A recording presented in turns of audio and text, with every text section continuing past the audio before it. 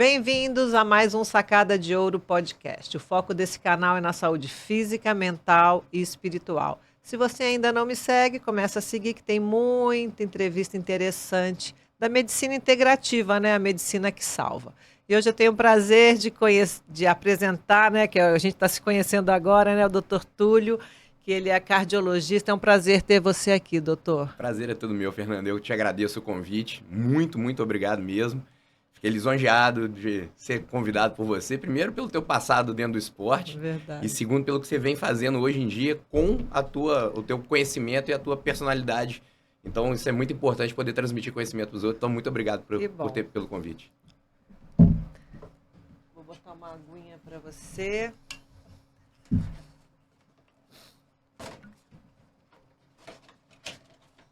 Vê a sua... Beleza. Ó, tem uma fotinha sua. Vê o que tá escrito aí. Ah, que maneiro. Obrigado. Os moleques adoram caneca. Aí vai virar caneca de açaí deles. Que bom. Doutor Túlio realiza diariamente consultas presenciais e online. Seja bem-vindo. Você participará do primeiro Congresso Brasileiro de Medicina Integrativa Funcional, que conta com as palestras de mais de 30 profissionais de saúde. Será realizado em São Paulo entre os dias 14 a 16 de junho. Eu gostaria que você falasse sobre um pouco qual que é o foco desse principal congresso. Beleza. Ó, esse é um movimento que a gente vem puxando já, um sonho antigo meu, do Vitor Sorrentino, já há um tempo. E lá atrás, quando a gente sonhou em trazer um foco melhor da medicina funcional para o Brasil, a gente começou já a visualizar uma equipe que a gente poderia construir, montar para poder trazer isso. E aí a gente conseguiu, desde o ano passado, transformar esse sonho numa sociedade. Então existe hoje a Sociedade Brasileira de Medicina Funcional Integrativa. E essa sociedade a gente conseguiu trazer os melhores nomes do Brasil para dentro dela. E a gente está agora realizando o nosso grande sonho, que é organizar esse congresso. Existe um grande congresso que a gente sempre vai todo ano nos Estados Unidos, que é o IFM, né, que é o Instituto de Medicina Funcional norte-americano. E dessa vez a gente vai realizar esse sonho no Brasil. Então, a princípio, esse congresso parece que já vai ser até maior do que o congresso americano. E a gente está muito feliz com isso. Ai, que legal, quero ir, né? Já Vai ser estou um te prazer. falando. Vai ser um prazer. Qual o público ele é direcionado e quanto isso impactará direto nos protocolos tradicionais da medicina? Ele é totalmente focado e direcionado para profissionais da área de saúde. Não é para leigo, então é um congresso altamente técnico, altamente profundo. E a ideia é que a gente consiga, pelo menos, plantar a sementinha na cabeça do pessoal da medicina tradicional, para eles poderem enxergar que nem tudo que a gente fala dentro da integrativa deve ser taxado como picaretagem, falcatrua, essas coisas que a gente tanto ouve hoje em dia. E para os colegas já da integrativa, para poder se aprofundar em temas super importantes ali da prática clínica mesmo, para eles poderem se atualizar com os melhores profissionais da área nesse congresso. A medicina integrativa está crescendo, né? A gente está vendo que o negócio está ampliando, né? Isso é muito bom. Doutor, não poderia deixar de recebê-lo aqui e fazer aquela tradicional pergunta, porque parte dos brasileiros só questionam quando já aconteceu. Como podemos reduzir as chances de um infarto? Essa é a melhor pergunta do mundo, né? Não tem nada melhor para um cardiologista responder do que isso. Eu acho que primeiro, Fernando, só para a gente poder introduzir aí o assunto para as pessoas saberem da importância dessa pergunta, tá? Doença cardiovascular é a doença que mais mata no Brasil e no mundo. Então, qualquer país, de qualquer região, se você for pegar em termos de mortalidade, o que mais mata são as doenças cardiovasculares, né? E em especial, quando a gente fala de doença cardiovascular, é o rompimento da placa de gordura, que a gente chama de doença aterosclerótica, levando a um evento agudo, que poderia ser um infarto ou um AVC, tá? Diante desse cenário, né, a gente tem que pensar exatamente como prevenir. Porque muita gente quer pegar já lá na frente, aos 70 anos de idade, já com um problema instituído, e fica só na medicação. Então, poder enxergar a necessidade de cuidar daquilo que pode te matar lá na frente, eu acho que é o melhor dos mundos, né? E quanto antes a gente conseguir começar esse processo, melhor. Mas nunca é tarde. Então, eu falo... Acabei de falar da questão do paciente de 70 anos, não é porque ele tem 70 anos que ele não pode se cuidar também, não. Perfeito. Isso é muito importante. E eu falo que, do ponto de vista, né, de medicina do estilo de vida, a gente tem 5 pilares. Então, o que o paciente precisa fazer é ficar muito atento a esses 5 pilares para poder realmente trazer esse benefício cardiovascular no longo prazo. Então, pilar número 1 é a alimentação, né? E aí, essas dicas todas que você e outros profissionais vão sempre trazendo, é de fundamental importância. E dentro da cardiologia, nesse aspecto de saúde cardiovascular, a gente tem muitas pesquisas demonstrando que a melhor estratégia é uma dieta mediterrânea. Então, seria uma dieta anti-inflamatória, rica em gorduras poliinsaturada naturais. É importante, porque tem muito profissional de saúde que confunde gordura poliinsaturada, coloca tudo no mesmo balaio, achando que margarina é um tipo de gordura poliinsaturada, que o óleo de soja é um tipo de gordura poliinsaturada. A gente está falando de gorduras poliinsaturadas que não passaram pela indústria. Então, nozes, castanhas, as oleaginosas de forma geral, sementes como chia, linhaça, semente de gergelim, a pastinha do gergelim, que é o tahine, o azeite de oliva, que é um óleo que passou pela indústria, mas é prensado a frio, né? Não é nenhum tipo de processo industrial ali por trás. Peixes gordos, atum, salmão, arenque, sardinha, tainha. Então, tudo que a gente puder ir para gordura poliinsaturada saudável, e aí, em específico, uma fruta que é minha queridinha, que é o abacate. Eu acho que a gente está num caminho, eu já vi que você come sempre seu ovinho com abacate, mas está no caminho ótimo. Então, dentro da alimentação seria esse ponto, né? Uma dieta mais mediterrânea. Depois a gente passaria para o outro aspecto teu também, que você já viveu muito, né? Que é o exercício físico. Então, eu sei que você é um exemplo hoje em dia que mostra isso o tempo todo na tua rede social. Eu tento fazer a mesma coisa também. A gente precisa fazer exercício físico. Exercício físico é o melhor remédio, é o mais potente remédio que existe para a saúde cardiovascular. As pessoas precisam entender isso. Não tem como a gente ser saudável sem fazer exercício físico. Então, esse é um ponto que é fundamental das pessoas entenderem. E, por último, vem as 3 outras questões da medicina do estilo de vida que as pessoas não dão tanto valor. Primeiro, o sono. Tem muita gente que vai dormir 1h da manhã, acorda às 6 horas da manhã e acha que está tudo bem, que dormindo 5 horas por noite está de bom tamanho. Não tá. Eu tenho exemplos práticos no meu consultório de pacientes que, infelizmente, acabaram infartando por conta de privação de sono. Então, ter uma boa qualidade de sono, ter um bom horário de sono, fazer uma boa higiene de sono é um caminho fundamental para a gente poder prevenir doença cardiovascular. Tratar da saúde mental. A gente está, hoje em dia, cada vez mais exposto ao estresse, à ansiedade. Depois que passou a pandemia, ainda mais, né, os transtornos de saúde mental passaram a ser uma coisa muito importante na nossa rotina, infelizmente. Então, cuidar da saúde mental, ter um apoio nesse sentido é fundamental. E por último, a espiritualidade, que muita gente, às vezes, ele confunde com religiosidade. A religiosidade, ela pode fazer, sim, parte da espiritualidade, mas existem pessoas religiosas, altamente espiritualizadas, que eu conheço, e pessoas extremamente religiosas, extremamente não espiritualizadas. Então, tem de tudo. É isso aí. Eu acho que esse é o caminho. E por último, a cerejinha no bolo, que eu não coloco como um dos pilares, mas que se o paciente puder fazer e vai ajudar, é a suplementação. Então, existem suplementos específicos que a gente pode utilizar na nossa prática clínica e no dia a dia dos pacientes ou de pessoas leigas que podem melhorar, sim, a saúde cardiovascular e prevenir uma doença cardiovascular futura. Perfeito. Uma dúvida que muitos pais possuem e saber qual a melhor idade que a suplementação deve ser iniciada em seus filhos. Exemplo como ômega 3 e vitamina D. Qual que é a idade que você acha? Então, isso aí está bem descrito na literatura também. E aí, se a gente for para medicina tradicional mesmo, né? A pediatria tradicional, a gente começa a suplementar nossos filhos com 6 meses de idade. Então, a partir de 6 meses, quando a gente já sai, né, da questão do amamentamento exclusivo, a gente já pode começar a introduzir suplementos na vida do bebê ali, da criança. E esses suplementos, eles vão fazer toda a diferença, porque a gente está agindo o mais precocemente possível. Ali a gente estaria fazendo o que a gente chama de prevenção primordial, que é justamente antes de qualquer fator de risco para a doença cardiovascular aparecer, a gente começar a cuidar dessa criança já o quanto antes. Então, a suplementação ela pode ser iniciada aos 6 meses de idade, desde que, obviamente, orientado por um bom pediatra. Perfeito. E que entenda o que ele está fazendo ali. Perfeito. Vimos o caso de um fã, há pouco tempo, vir a óbito no show da Taylor Swift, né? Que até minhas filhas foram. Quais os cuidados necessários para evitarmos que isso aconteça? Quais as orientações que você dá? Foi cardiológico mesmo? Então, a princípio, pelo que eu vi, foi uma desidratação. Tá? Então, eu acho que o mais importante, e isso a gente fala muito também com relação ao esporte, ainda mais nessa época assim, de calorão, né, de verão intenso, e agora a gente está numa massa de ar quente louca aí. Então, a gente tem que ficar muito focado em hidratar. Então, evitar mesmo. Outro dia eu até fiz um stories falando sobre isso. Eu tenho o hábito de fazer exercício todo dia de manhã, uma musculação, e depois eu faço um aeróbico. E a natação. E a nataçãozinha, às vezes, na hora do almoço. O que aconteceu? Eu tava tão quente, que meu corpo não queria. Eu falei, cara, tá quente, respeita teu corpo. Eu não vou correr num sol de 11 horas da manhã com 40 graus, né? Então, a gente também tem que aprender a ouvir o nosso corpo. E ali eu acho que foi, na verdade, uma fatalidade, né? Não se hidratou de maneira adequada, não cuidou, não percebeu os sinais, porque a desidratação vão dando alguns sinais pra gente. E, infelizmente, né, acabou evoluindo mal. Então, cuidado com a hidratação sempre, muito importante. Doutor, nós vimos uma crise de saúde por causa do medicamento Zoipidem, sabendo que ele era um hipnótico com finalidade para insônia. Logo, como podem divulgar que ele não causa dependência química? Isso aí tem vários documentários, né? Se a gente for ler aí, estudar. Sabe o que eu falo com relação à medicação, Fernando? Assim, ó, não existe almoço grátis, né? Então, a gente, quando precisa tomar algum tipo de remédio, eu acho super importante a gente tomar. Então, existem medicações super bem indicadas e que às vezes não podem ser até pro resto da vida, dependendo. Vou te dar um exemplo.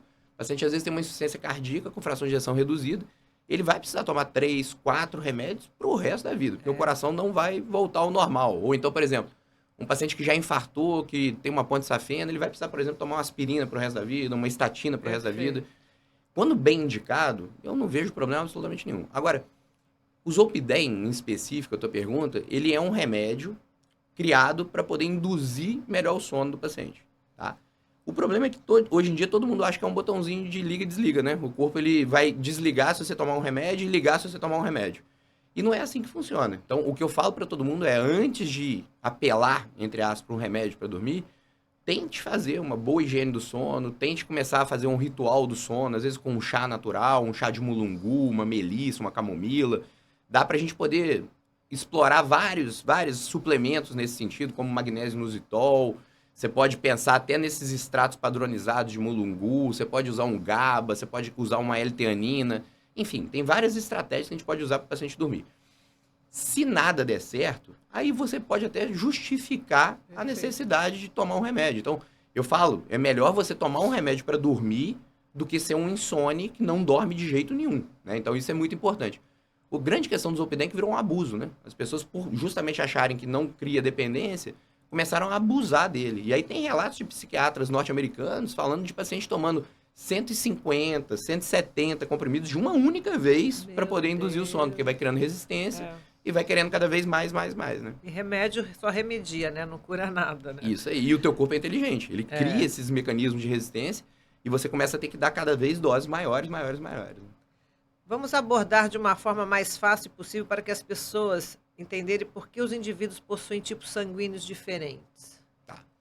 Essa é uma pergunta, todo mundo pergunta, né? Porque assim, ninguém entende muito bem o que é isso, né? Exatamente. São sistemas do nosso grupo sanguíneo, onde a gente tem antígenos que são reconhecidos pelas hemácias. Então, existem hemácias que têm antígenos específicos e esses antígenos eles vão criando um sangue, entre aspas, diferente. Por que entre aspas? Porque sangue é sangue, né?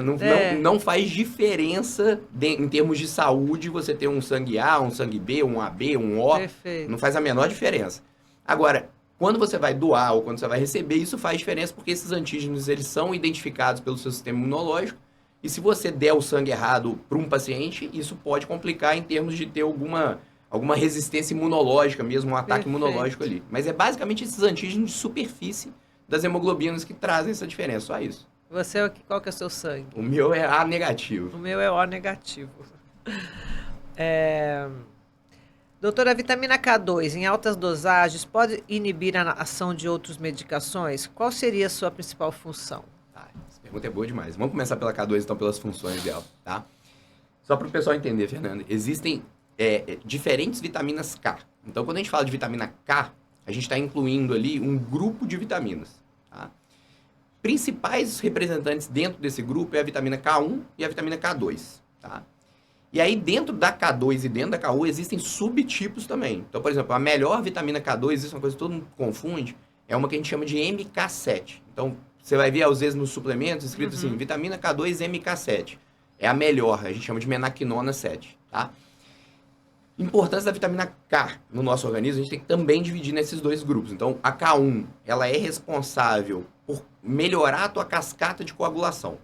Então, quando você se alimenta de vegetais verdes escuros, espinafre, brócolis, são as principais fontes de vitamina K, você está trazendo a K1 para esse paciente e melhorando a coagulação desse paciente. Então, se você sangrar, se você se cortar, você vai estar coagulando de forma correta o teu sangue.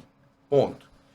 Grande questão é que existem pacientes que têm que ser anticoagulados. Exemplo, uma senhora de 75 anos de idade que tem fibrilação atrial e tem uma hipertensão ou um diabetes. Ela vai precisar tomar um anticoagulante, tá?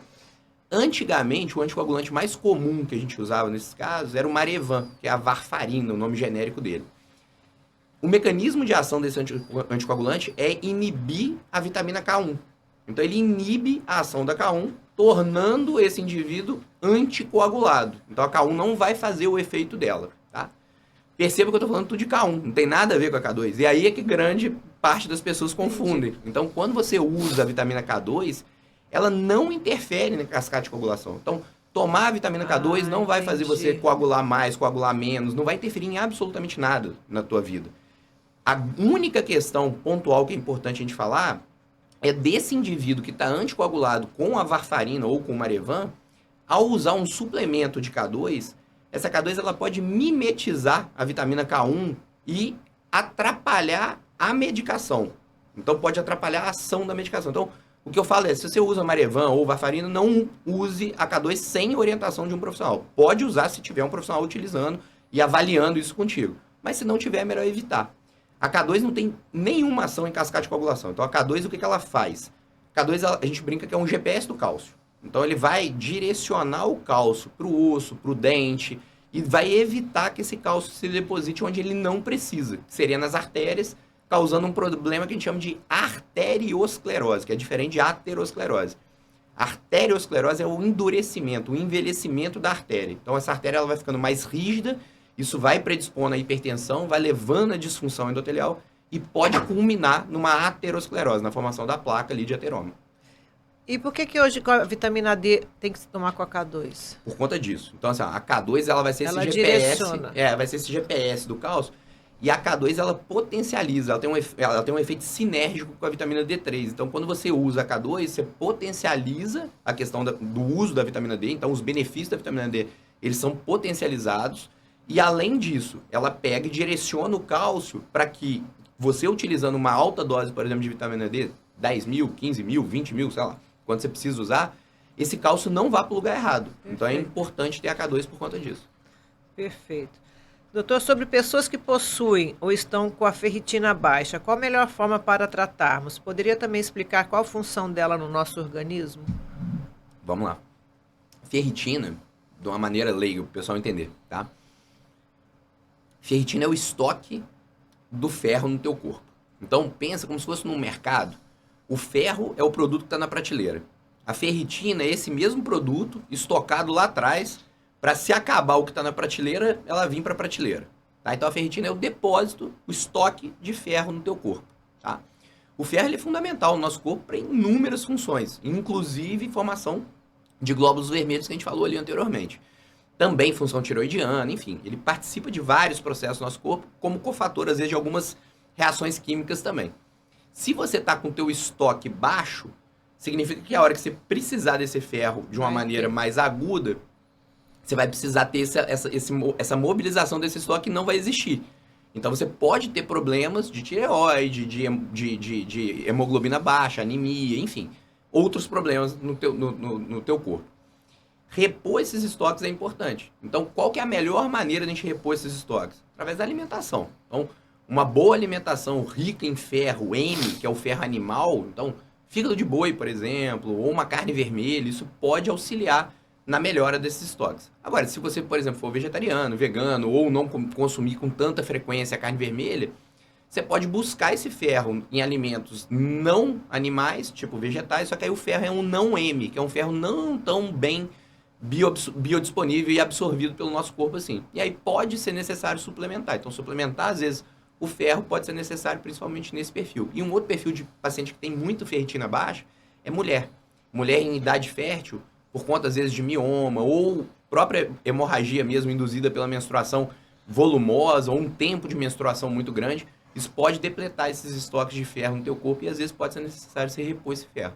Eu fiz intramuscular, fiz reposição de ferro, porque meu cabelo estava caindo muito, minha unha fraca. Impressionante como melhorou. É um sinal às vezes, já às vezes, disfunção da tireoide, que às vezes pode até nem aparecer no exame, mas com certeza absoluta melhora. Então, Melhorou o ferro muito. endovenoso, ele pode ser uma estratégia caso o ferro oral não seja o suficiente. Então, exemplo, peguei uma paciente com uma ferritina de 19, uma saturação de ferro de 15%. É super importante a gente repor isso rápido. E aí a melhor via da gente repor isso rápido é o endovenoso. Perfeito. Doutor, quais são as diferenças entre a suplementação tradicional e a suplementação funcional integrativa? Quais os benefícios levamos para o nosso cotidiano? Beleza. Suplementação tradicional é quase que inexistente. É remédio, né? remédio. Mas assim, ó, eu entendi que a suplementação tradicional que você está querendo dizer é o indivíduo ir lá na farmácia e comprar um polivitamínico Aqueles... ou um ômega 3, assim, isso. bem vagabundinho e tal, né? Eu falo que assim, ó, mesmo tomando esses polivitamínicos ou um ômega 3 de baixa qualidade, isso ainda já é alguma coisa. Então já é um ponto importante do paciente estar fazendo. Agora, quando a gente faz uma suplementação funcional integrativa, a gente consegue individualizar. A gente coloca isso num nível absurdamente alto de benefício para o paciente no longo prazo. Então, a gente consegue entender quais são as necessidades daquele paciente diante dos exames daquele paciente, diante do estilo de vida daquele paciente, diante das doenças daquele paciente e do que está acontecendo com ele naquele momento e planejar uma suplementação individualizada para ele com um determinado objetivo ou com múltiplos objetivos, né? E a grande beleza da suplementação, que eu falo com todo mundo, é que às vezes você atira no que você está vendo e acerta no que você não está vendo. Então, por exemplo, assim, vou te dar um grande exemplo, o ômega 3. Eu estou diante de um paciente que está com um triglicérides muito alto, isso está descrito assim, para o médico tradicional, cardiologista tradicional sabe disso, que ômega 3 reduz triglicérides. Então, tá com triglicérides alto, eu vou entrar com ômega 3 para ajudar o triglicérides desse paciente, tá? Todo cardiologista deveria fazer isso, poucos fazem. O que acontece? Além do benefício da redução do triglicérides, esse ômega 3 ele vai ter outras vias de ação no teu corpo. Então, ele vai ajudar, por exemplo, a lubrificar uma articulação tua, melhorar um problema ósseo-muscular. Isso vai ser, por exemplo, metabolizado dentro de uma via de gordura para composição de parede celular e vai melhorar a tua saúde como um todo. Então, são múltiplas vias que você acaba acertando. Às vezes, com um suplemento, você está pensando para uma coisa, ele age em várias outras coisas. Perfeito. Que mecanismo pode impedir as doenças cardiovasculares? Mecanismo a gente tem que pensar sempre no que eu chamo de 4 cavaleiros do apocalipse. Então, eu vou explicar para as pessoas o que são os 4 cavaleiros do apocalipse. Os 4 cavaleiros do apocalipse são os mecanismos patológicos que levam à disfunção endotelial. O que é disfunção endotelial? Vamos começar por aqui, depois a gente fala dos 4 cavaleiros do apocalipse. Disfunção endotelial é quando o endotélio, que é a camada mais fininha que tem, que recobre todos os nossos vasos por dentro, começa a ficar doente. Então, esse endotélio disfuncionante, ele começa a ficar com buraquinhos e permite a penetração de substâncias que a gente não quer que penetrem dentro desse endotélio, tá? Então, ele começa a perder a função dele, ele começa a ficar mais rígido, ele começa a não dilatar. Aonde que está o endotélio? O endotélio é essa camadinha que está... Do corpo todo? Todas as artérias do seu corpo. Todas. Entendi. Então, assim, a artéria que leva sangue pro teu olho, Perfeito. a artéria que leva sangue pra tua cabeça, que leva sangue pro teu rim, pra perna, pro dedão do pé. Todas as artérias têm esse endotélio por dentro, Perfeito. tá? Essa camadinha.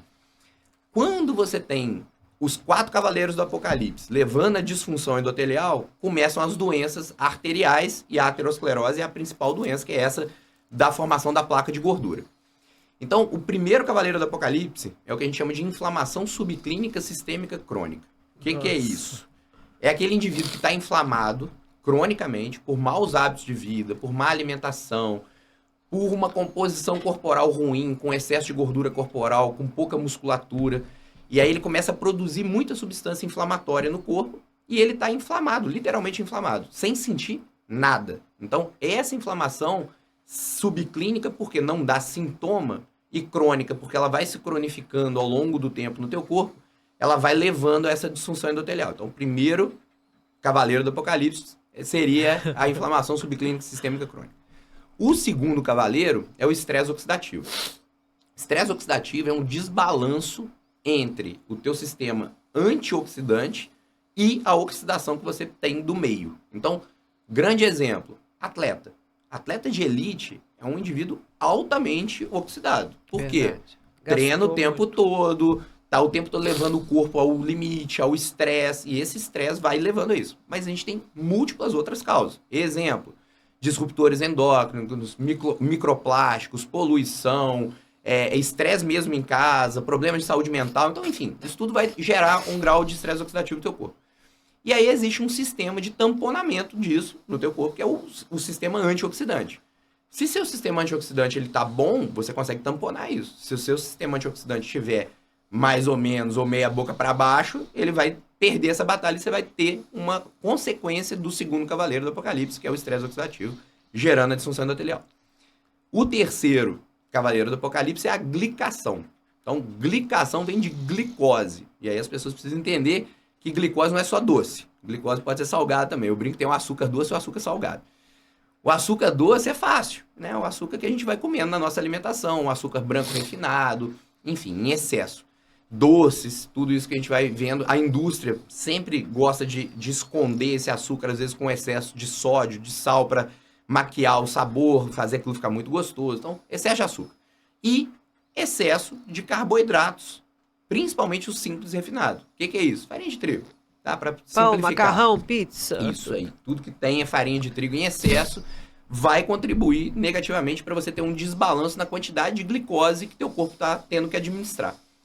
Com o passar do tempo, teu corpo vai perdendo essa batalha. E aí aumenta o que a gente chama de resistência insulínica. Essa resistência insulínica ela vai gerando um quadro de pré-diabetes.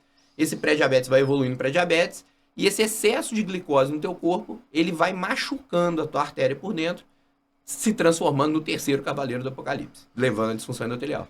E o quarto é o mais complicado, que é a hiperhomocisteinemia. Tá? Então, o que é hiperhomocisteinemia ou submetilação? Existe um ciclo no nosso corpo, que é o ciclo do 1-carbono. Dentro desse ciclo, existe um ciclo da metilação. O que é esse ciclo da metilação? Tudo que você produz de proteína no teu corpo, hormônios, enfim, toda a produção que sai do teu DNA, ela passa por esse ciclo da metilação.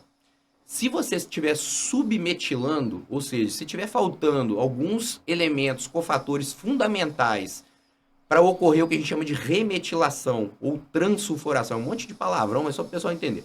É defeito nessa via da metilação. Se estiver faltando esses cofatores, você começa a acumular homocisteína no teu corpo. E a homocisteína acumulando no teu corpo, ela é uma substância pró-inflamatória, oxidante, autooxidante, oxida colesterol e também leva à disfunção endotelial. Então, a gente não pode permitir que a homocisteína fique muito alta no nosso corpo. Mais de 5, né?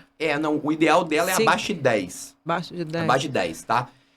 Abaixo de 7 seria, assim, melhor dos mundos, tá? Mas abaixo de 10 já tá ok.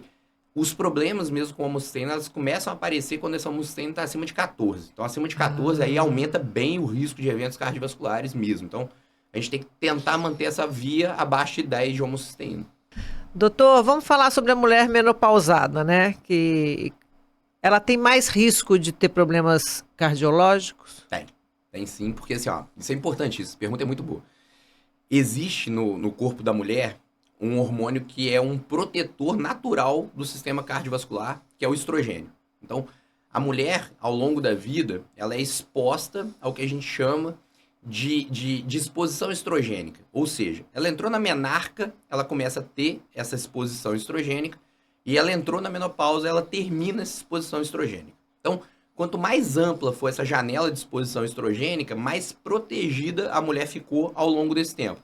Então, só para o pessoal entender, se uma menina menstrua com 11 anos de idade e ela entra na menopausa aos 51 anos de idade, ela teve uma exposição estrogênica de 40 anos. Ela ficou bem protegida durante muito tempo. Se uma menina entra na menarca aos 14 anos e ela tem uma menopausa precoce aos 44 anos, ela ficou exposta por 30 anos. Então ela perdeu 10 anos de exposição estrogênica comparado àquela outra mulher. Essa mulher que ficou exposta a menos tempo ao estrogênio, ela vai ter um maior risco de eventos cardiovasculares. Então esse é o primeiro ponto. O segundo ponto é quando a mulher entra na menopausa. Entrou na menopausa, vai acabar essa proteção. Então, a gente vê muitos estudos mostrando que as mulheres pós-menopausadas começam a infartar mais e começam a ter maior nível de mortalidade justamente pela perda dessa proteção estrogênica. E daí vem a importância que a gente tem hoje em dia da terapia de reposição hormonal. Então, a terapia de reposição hormonal feminina, hoje, quando bem feita, bem conduzida, com hormônios bioidênticos, por profissionais sérios, éticos, comprometidos com a saúde feminina, ela consegue manter essa proteção estrogênica no longo prazo. Então, confere proteção cardiovascular. Ah, Túlio, mas por que as mulheres ficaram com medo, então, de fazer terapia de reposição hormonal? Porque lá no início dos anos 2000, existiu um estudo que chamou WHI. E esse estudo WHI ele foi feito com pré-hormônios sintéticos. E esse pré-hormônio sintético, com primeira passagem hepática, aumentou realmente o risco de eventos cardiovasculares. E na cabeça dos leigos e de alguns médicos que não se atualizaram nunca mais na vida, isso continuou sendo uma verdade absoluta, como se isso realmente aumentasse o risco de evento cardiovascular. Então, existe uma geração perdida de mulheres, que hoje estão ali por volta dos 65 anos de idade, que não fizeram terapia de reposição hormonal porque os médicos botaram medo na cabeça dela. Acho que vai ter câncer, né? O que eu mais ouço é isso. Vai ter câncer, dá câncer, hormônio. Eu falei, querida, você é feita de hormônio, como que vai dar câncer, né? Falta disso que vai dar câncer, né? Desde que seja bem conduzido. Exatamente. Né? Isso é importante as pessoas entenderem. Exatamente. Hoje, em 2019, eu comecei a fazer curso de hormônio, era 100 de testosterona. Hoje eu sei que é 10, né? Perfeito, perfeito. Até porque a testosterona, isso é só para fazer um adendo. Isso. Testosterona em excesso, ela é um fator de risco para doença cardiovascular. Então, pessoas na academia que usam hormônios anabolizantes, Deposteron, Durateston, e que tem uma testosterona de 2.500, 3.000, isso vai gerar um problema cardiovascular, porque vai gerar aquela disfunção endotelial. Mulheres que usam 100 miligramas, igual você falou há pouco tempo aí, vão ter um nível sérico de testosterona de 300, 350, que é totalmente fora do padrão normal da mulher. Isso vai gerar aumento de risco cardiovascular por disfunção endotelial. Então, perfeita colocação da testosterona. Eu tô há 3 anos sem usar nada de hormônio, você acredita, doutor? Porque eu usei muito lá atrás, foi a 2000 e tanto a minha testosterona. Olha que loucura. A sorte que a gente estuda e aprende, né? Que imagina se tivesse continuado desde 2019. Infelizmente, não tava nem tem aqui. gente que vai nessa também. Exatamente. Então, fiquei alerta. E vamos falar sobre suplementação. O que você acha, assim, essencial para uma pessoa normal fazer? Beleza. Essa aí tem a resposta na porta da lei. Quem conhece, sabe? Ele fala muito. É o sexteto. Então, eu falo do sexteto porque são 6 suplementos que eu acho que todo mundo deveria utilizar. Obviamente, se for um paciente oncológico, se for uma criança, se for um idoso com doença renal crônica, não vai sair usando coisa também assim, mas de forma geral, 99% da população deveria usar, né? Primeiro, magnésio. Então, o magnésio é um elemento vital para o nosso corpo, que está em falta na natureza. O solo está ficando cada vez mais empobrecido, os alimentos cada vez mais pobres em magnésio. Então, repor magnésio vai ajudar como uma via de cofator de mais de 350 reações no seu corpo, em especial em reações de formação de energia. Então, ajuda na formação da energia mitocondrial. Então, faz sua mitocôndria funcionar melhor. Promove vasodilatação dos vasos, melhora a função endotelial. Então, diminui arritmias cardíacas. Então, magnésio, para mim, é fundamental. Primeiro ponto aqui. Segundo, a coenzima Q10. A coenzima Q10, ela faz parte do nosso sistema antioxidante. Então, é um dos mais importantes antioxidantes naturais que o nosso corpo produz. E a partir de 25 anos de idade, a gente começa a diminuir a produção da coenzima Q10. Quando a gente ultrapassa 40 anos, essa produção cai mais ainda. E quando o paciente toma algum tipo de remédio, principalmente as estatinas, que bloqueiam a via do mevalonato, que é onde é produzido o colesterol e a coenzima Q10, ela é muito depletada. Então, repor coenzima Q10 em paciente que usa estatina deveria ser obrigatório. Eu brinco de vir na caixinha, estatina mais coenzima Q10. E se você é 25 mais ou 40 mais, principalmente, coenzima Q10 ganha essa importância para poder melhorar o teu sistema antioxidante, tá? Terceiro é a cúrcuma. Eu gosto de falar dela porque ela é, dos fitoterápicos, dos fitonutrientes, o mais potente anti-inflamatório que existe de forma natural. E como a gente está hoje em dia dentro de uma exposição a essa inflamação sistêmica, subclínica, crônica, de múltiplas vias que a gente às vezes nem consegue avaliar de onde está vindo essa inflamação, a cúrcuma ela pode ser um baita de um amigo teu para poder diminuir esse processo inflamatório no teu corpo. Além de ajudar em tratamento de desbiose intestinal, de melhora de função intestinal, de leaky gut, que é quando a paredezinha do intestino começa a se separar e começa a penetrar substâncias que não eram para penetrar na tua corrente sanguínea. Enfim, cúrcuma, fundamental. Depois a gente vai vir para o ômega 3. Né? O ômega 3 é uma gordura natural que o nosso corpo não produz, mas que é vital. Então, a gente não vive sem ômega 3. Então, o indivíduo que não ingere ômega 3, ele fica doente e morre. Tá? Então, isso é importante as pessoas entenderem. Só que o ômega 3 ele está presente em vários alimentos, até na carne mesmo, no frango, no peixe, tudo isso tem ômega 3, principalmente peixes de profundezas. A gente vai começar a ter uma quantidade, uma concentração maior de ômega 3. Só que a gente não se alimenta tanto mais assim como os nossos antepassados se alimentavam. Então a gente come cada vez menos produtos alimentícios, a gente come cada vez menos alimento com ômega 3. Então a gente precisa, às vezes, suplementar esse ômega 3. Então, suplementar o ômega 3, para mim, é fundamental para você poder manter essa saúde tua. E dentro do aspecto cardiovascular, tem várias pesquisas, inclusive meta-análises, mostrando que diminui o risco de eventos cardiovasculares futuros. Então previne infarto, previne AVC, diferente do que muito cardiologista fala por aí. E, por último, os outros dois que estão faltando é a duplinha, que você perguntou anteriormente. Vitamina D e vitamina K2. Né? A K2, eu já tenho explicado aqui para vocês. E a vitamina D, por ser um pré-hormônio mesmo. Ele funciona como se fosse um hormônio no nosso corpo. E a gente precisa dele para ter vida, para viver. Então, a gente precisa da vitamina D. Estamos cada vez mais expostos a ambientes fechados, sem luminosidade, vivendo em ambientes o tempo todo ali, escritórios, sem pegar sol, sem fazer um stand-up na lagoa, né? Igual na praia, na praia. Então, é importante a gente ter esse discernimento de suplementar o que a gente não consegue adquirir mais hoje em dia. Doutor, explica como que você chegou à medicina integrativa. Você se formou em Juiz de Fora? Eu formei, fiz minha Faculdade Federal de Juiz de Fora, na UFJF, depois eu fiz a minha residência de Clínica Médica na Santa Casa, e depois eu fiz a minha residência de Cardiologia no Dante Pazanese, que é o maior instituto de cardiologia de São Paulo. Depois disso eu voltei, comecei a atuar como médico tradicional, entre aspas, né, cardiologista de consultório mesmo, e eu, nesse primeiro momento, me peguei já num problema. Eu era um obeso, eu pesava 106 quilos. E eu tava igual aqueles cardiologistas gordão do outro lado da mesa, falando pro paciente o que ele precisava fazer. E o paciente olhando pra mim, pensando assim, é mesmo que você não pneumologista que fuma, né? Para de fumar, pô, o cardiologista é gordo, pô, então vai emagrecer, né, cara? Para antes de falar comigo. E aí eu comecei a estudar sobre o processo de emagrecimento, então como eu deveria emagrecer. E aí eu comecei a estudar muito sobre dietas, e aí eu vi as dietas de baixo índice glicêmico, low carb, tudo, comecei a entrar inicialmente nesse universo.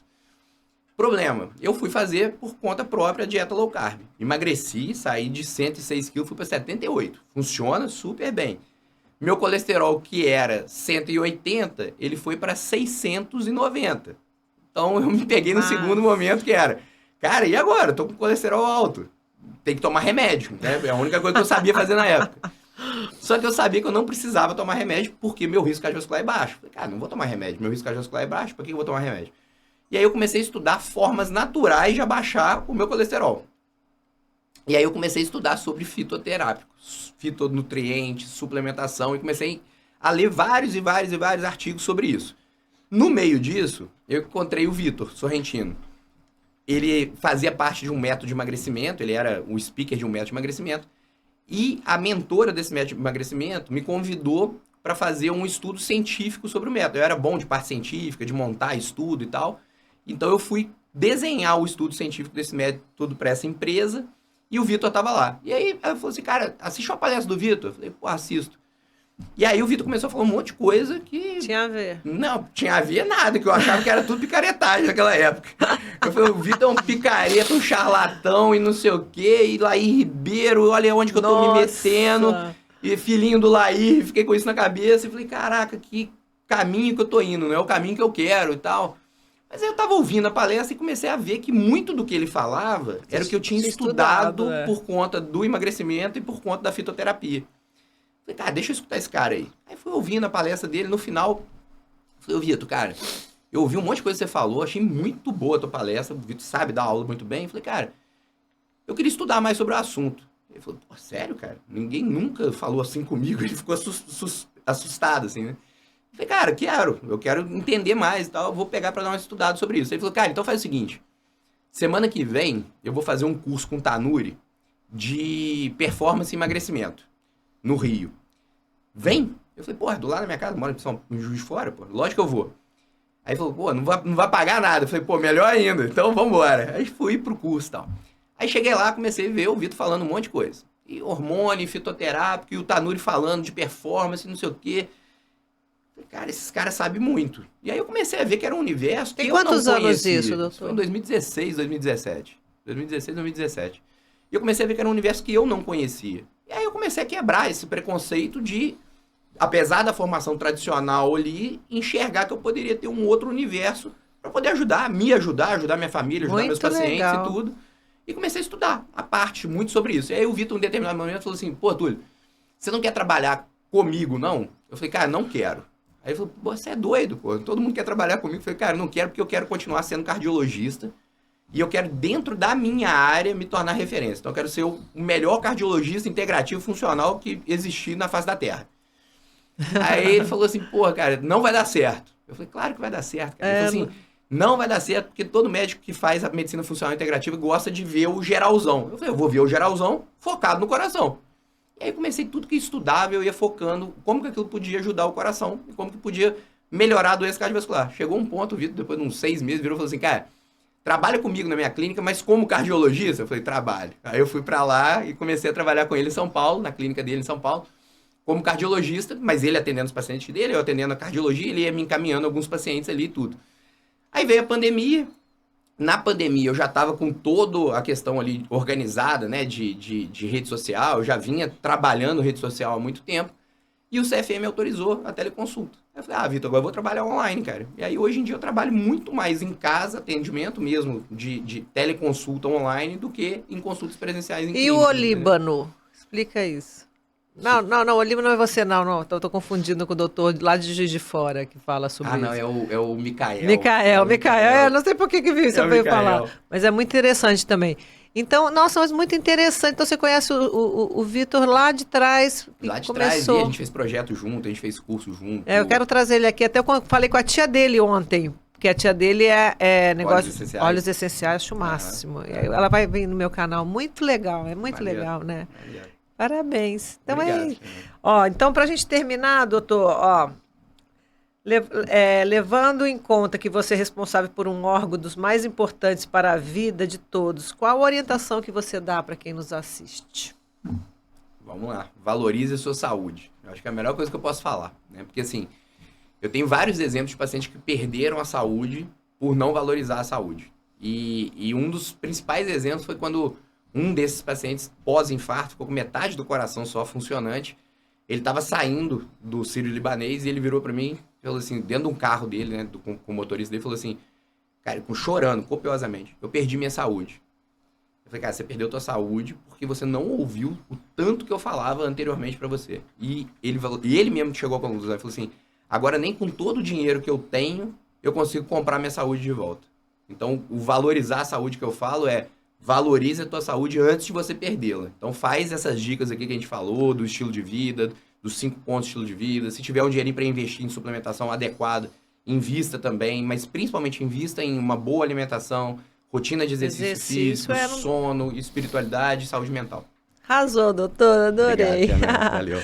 É isso, chegamos ao fim de mais um podcast. Se você gostou, deixe seu like, pode mandar uma mensagem para ele ou para mim que a gente responde. Até a próxima. Obrigadão.